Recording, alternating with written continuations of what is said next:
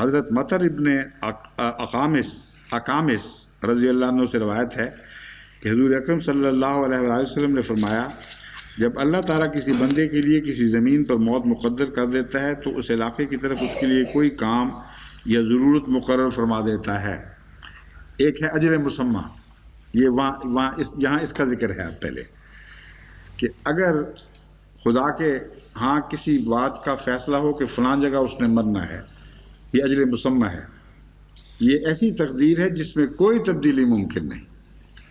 ایسا شخص ضرور ہانکا جائے گا اس جگہ کی طرف، جیسا کہ ایک شخص کے متعلق آتا ہے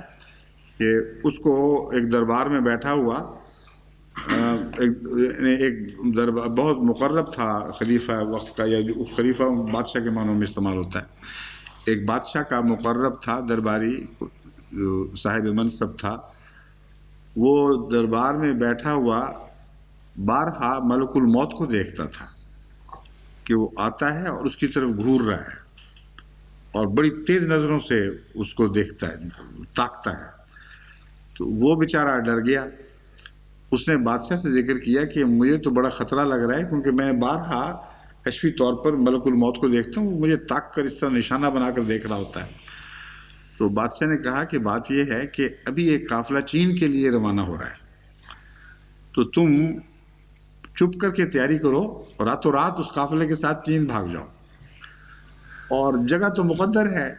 اگر یہاں سے تم نکل گئے تو پھر تم بچ گئے۔ اس نے ایسا ہی کیا۔